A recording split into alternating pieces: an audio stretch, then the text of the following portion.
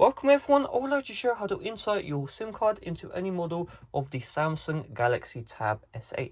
So for this tutorial, I'll be using the S8 Plus. Again, regular S8 or S8 Ultra are also supported. So in order to do this, the first step is we need a SIM ejector tool. So in order to get this tool, this should come inside of the box of the Tab S8. If it does not come inside of the Tab S8, you can find the SIM ejector tool inside of a phone box. If you still can't find one, what you can do is you can either use a paper clip. So you can see this is the paper clip right here. And what I've done is I've bent out this side here.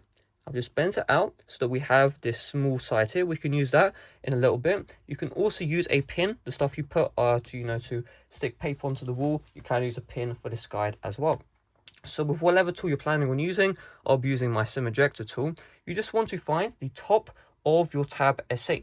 So you can see here at the very top, we are going to notice, if I just put this into the light, that there is a hole, and by that hole you can see here there is this outline. If you see the hole and you don't see an outline, that is the wrong place you're looking for. So I'll just put that into the light and I'll just focus it. You can see that is what we're looking for right here. If you see here, there is a hole, but there is no outline. That is the wrong place to be looking for. That's where microphones are stored. And so if you stab into that, you could damage your tablet. So once you find the right place where the hole is, what you want to do, if I just turn up the brightness here, is you just want to get your SIM ejector.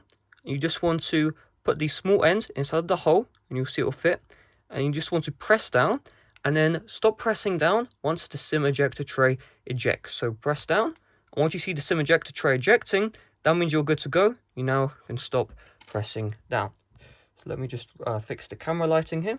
Once you've done that, you can just pull up. And just like that, you can see the SIM card tray is now removed. So let me just unlock this here. And once you have this itself, there are two sides. So the first side is this camera will focus here, the micro SD card slot. That's where you put a micro SD card. You do not put your SIM card inside the micro SD card slot because it's not going to work. Then you have the other side here. This is where you put in the SIM card. Now, I don't have a cellular model of the Tab S8, which is why you see this black area here.